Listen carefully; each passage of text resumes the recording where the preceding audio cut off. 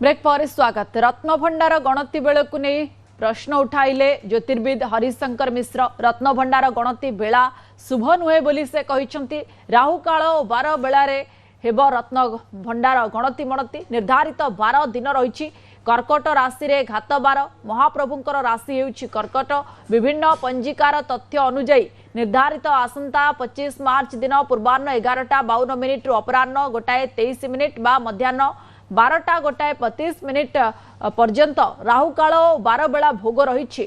महाप्रभुंकर राशि कर्कट होइतिबा बेले से दिन सप्तमी तिथि व्याप्ति दिन 1:50 पर्यंत थिले मध्य से पर्यंत कर्कट राशि घात तिथि रही हरिशंकर मिश्र।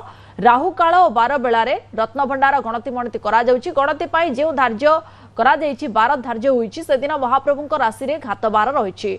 गणति मणति रे विघ्न हेबार आशंका करी आपत्ति उठाइछन्ति ज्योतिर्विद हरिशंकर मिश्र। जार कार्य करा जाए से लोकंकर बा से देवतांकर यथा देहे तथा देवे तांकर मध्य राशि नक्षत्र देखा जाए। आमर महाप्रभु श्री जगन्नाथ राशि होउछि पुष्या कर्कट।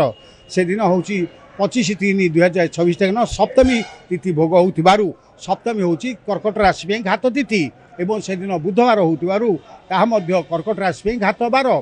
तेणु महाप्रभुंकर घात तिथि घात 12 राहु काल 12 बेला रे कार्य आरंभ करा गले कार्य केबेले सफल हेबो नाही।